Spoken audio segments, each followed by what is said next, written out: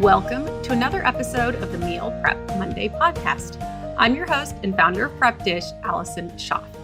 In today's episode, I am talking about perimenopause meal plans. Before we get into today's episode, I have an email to read from a Prep Dish customer, Beth Ann from New York. Beth Ann says, I'm a new subscriber and I just want to tell you that I love your program. The food is so healthy, it's delicious, and you have gluten-free options. You are the bomb. I've even lost a few pounds eating so healthy. I'm using a lot of exclamation marks. Haha. Thank you for your effort into making tasty recipes and sharing helpful videos. My husband has had nothing but praise for your recipes. Beth Ann, thank you for sharing. And I applaud your overuse of exclamation marks. I actually chose this testimonial. So I think I mentioned in the past that I am in the middle of writing my memoir, and I just submitted a round of like a draft for some editing. And one of the comments was, we could like scale it back, tone it back on the exclamation marks. So I get it, Beth Ann, when you're excited, the exclamations just come out, and I'm excited that Prep Dish has brought that out in your writing. So no judgment here. If you have not tried our meal plans, we do have a special 2-week free trial set up for listeners of this podcast. It's prepdish.com/MPM. I'll show you that again at the end of the episode. I know. So in today's episode, I am going to talk a little bit more kind of about our meal plans. So you may be like, hey, wait, what's that link? It's also always in the show notes. So if you haven't tried the meal plans, just go to prepdish.com/MPM. And again, that link is going to be listed in the show notes if you need to find it later. Okay, so for today's episode, it's interesting. I feel like I've kind of like talked about this in a roundabout way, but never directly. So first, I'm going to share this actually it wasn't a direct request of like, hey, put this on the podcast, but I posted a story, and my friend Sarah reached out and she said, can Prep Dish do a perimenopause focused meal plan? I see a good target audience for that. LOL, me. High fiber, high protein. One, I am using her name. If you know my friend Sarah, I actually have like 4 friends, Sarah, so I'm not outing who it is. I thought about when I was going to use her name. I'm like, I have like at least 3 or 4 Sarahs I can think of off the top of my head. I love them all. But one of them is specifically asking for perimenopause meal plans. And so I just thought I would do an episode specifically addressing that today. I have talked in the past about some like high protein meal plans or how to add protein to menus and different things like that, but I've never directly addressed perimenopause or even talked about that here on the podcast. Well, for me, I feel like I'm hearing about it a lot. And I think there's 2 things. One, I hate to use the word trendy. I don't think it's a trend. Like it's a phase that women go through. 2, I'm kind of at that age where, this sort of thing is starting to take place. So I think I am hearing more about it. I know a lot of you listeners might be in a similar kind of age range and phase as myself. So I thought it would be, something that we could just talk about very directly here today. So I want to start with providing a resource. So recently, I think it was on Liz Wolfe's podcast, it might Balanced Bites, and she actually had the authors, it's 2 authors that wrote, it was a book that recently came out called The Great Menopause Myth, The Truth on Mastering Midlife Hormonal Mayhem, Beating Uncomfortable Symptoms and Aging to Thrive. So I've not completely finished it. I actually was thinking I want to maybe do an overview or review. Sometimes on the podcast, I will review books that I've read. It's usually more on habits, but this is kind of more health related, obviously. And so I'm not going to do a full review of the book today, but I will say if you're looking for a resource, that's one that I am knee deep in right now. I'm really, enjoying it, but I'm finding it very useful. There's a lot of useful information in there. It's really eye-opening. It goes through kind of like all of the different systems in your body and how hormones play such a crucial role in all of these. And it's interesting because I feel like I'm kind of getting out of the fertility phase of my life and now being thrust right into this. And it's kind of the same thing, like with my all things fertility, there's so much I wish I would have known earlier, right? It's not until I started having, miscarriages that I really learned more in depth about my body and my fertility and my cycle and all of these things. And I feel like the same thing is happening here. I'm not having extreme symptoms, but in reading the book, I'm like, oh yeah, sometimes that happens. I wonder if it's related. And there are definitely some pieces of the book that I'm like, wow, this would have been helpful to know, a few years ago, so I could have seen what's coming and know what to look out for. And so my encouragement to you, no matter, what age you are, there's a lot that you could, if you're 30 years old or 35 years old, I think this book is really like, that would be the perfect time to kind of start becoming educated on some of this. And then, if you're older than that, then, but you still haven't reached menopause, and this might be helpful to learn more about and become more informed. And then, if you are having issues and you want to go to your doctor, you can come in being a little more educated and have like specific questions and that sort of thing. So that's what I'll say about that. With perimenopause, one thing that I will say in terms of nutrition, and actually Sarah pointed it out directly in her question of protein. That's something I have just anecdotally noticed, because when I've added more protein in my diet, we created these protein boost menus a year and a half ago, I believe, here at Prep Dish. And, I was testing those and I was like, okay, well, let me try and just personally, make sure I'm including at least 30 grams of protein, breakfast, lunch, and dinner, and really focusing on that. And I do notice that on those days, it definitely has a positive impact on my health. And, there's a lot of research to back that up. It's not just like, oh, Allison tried this. This is a good idea. But, our protein needs as we age, they do increase. And especially, I think I first got introduced to it when I was doing the heavy weightlifting, the barbell logic that I talked about in a past episode. And, doing all the heavy weightlifting, it's really important to make sure you're including enough protein during that. So that's kind of when it started. But now I'm realizing there's so many different reasons why protein specifically is so important.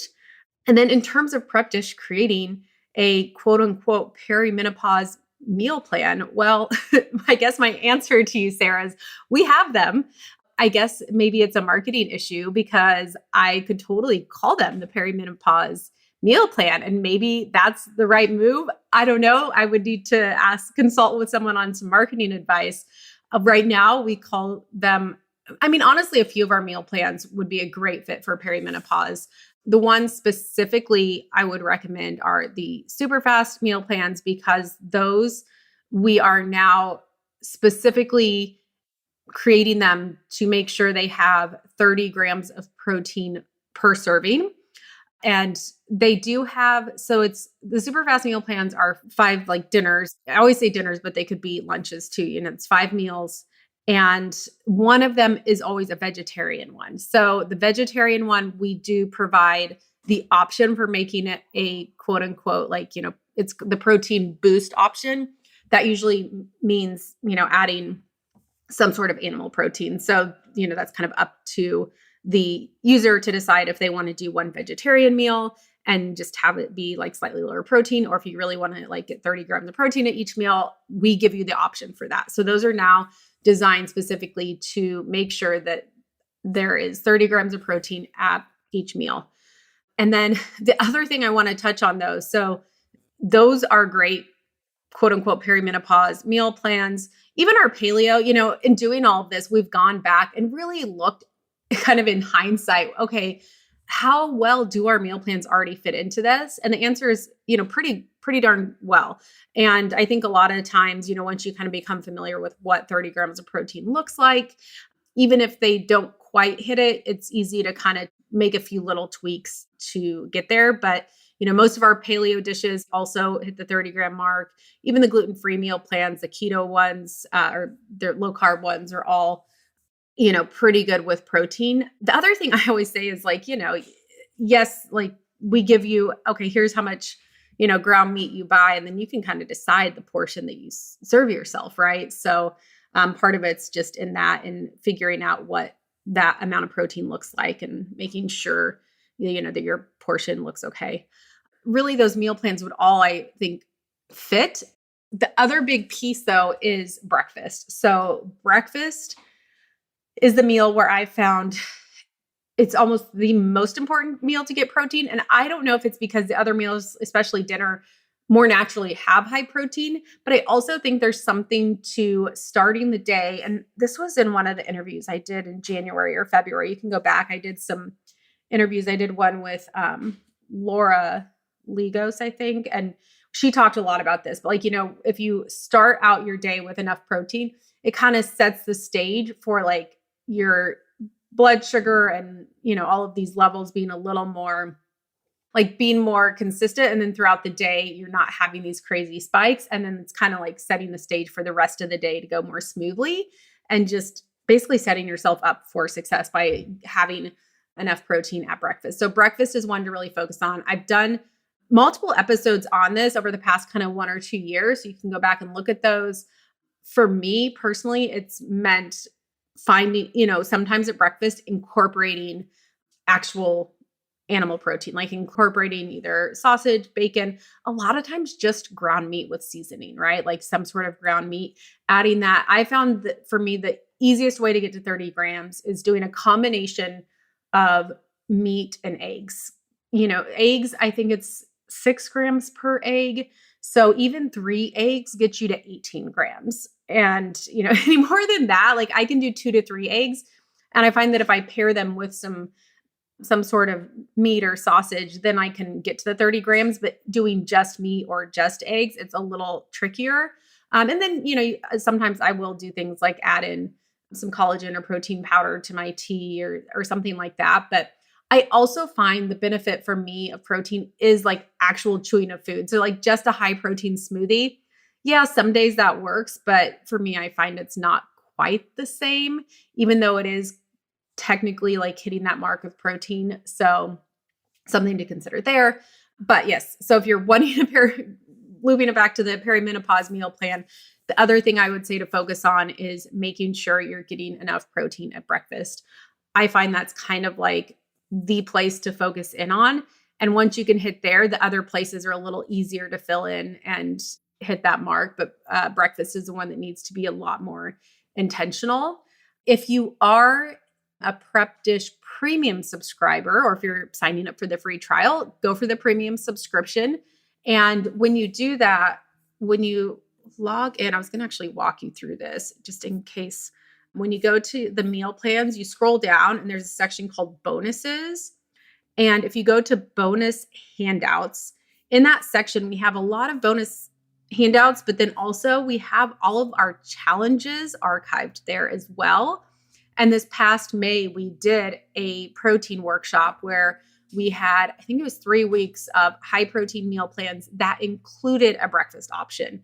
So that could be a really good place to start, especially if you missed that challenge or if you did the challenge but need those menus. Those are all stored there on your login.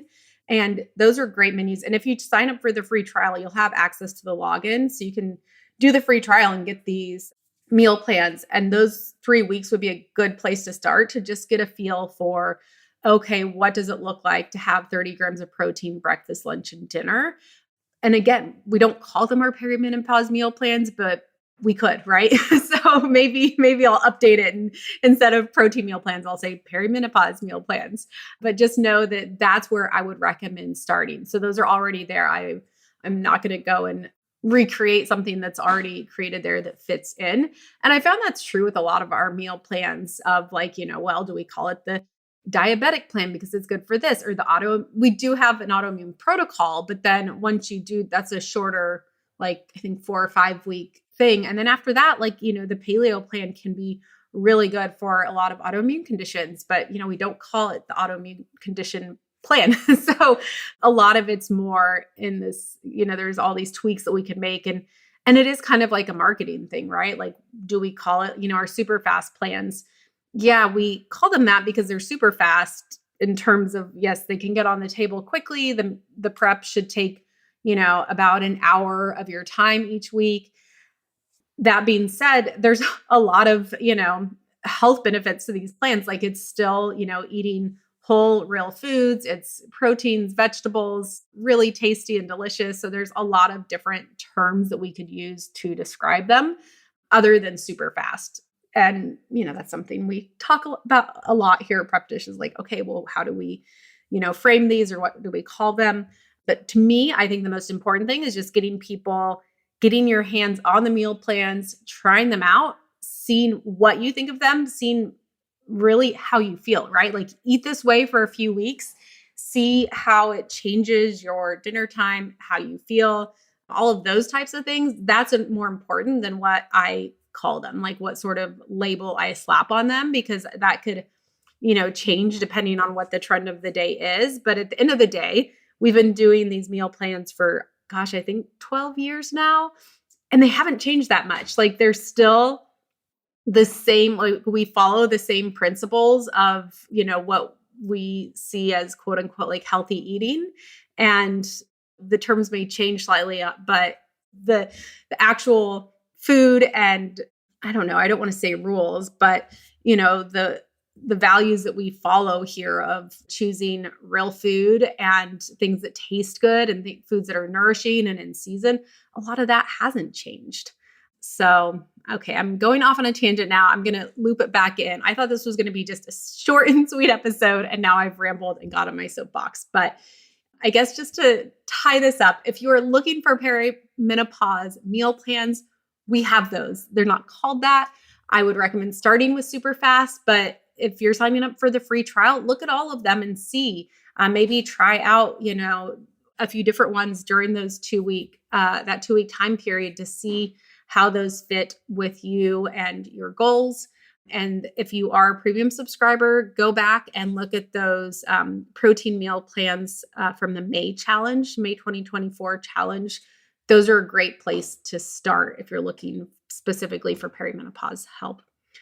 Okay. And if you're wanting to do the 2-week free trial, a reminder again, it's prepdish.com/MPM. That will be linked in the show notes. And if you do have a request for an episode, feel free to let me know. I know that Sarah's request was not, hey, do a whole episode on this, but if you have something, if you ask me something on Instagram and it's not something I can just give a short response to, then I may just turn it into a whole podcast episode. So that's all I have for this week.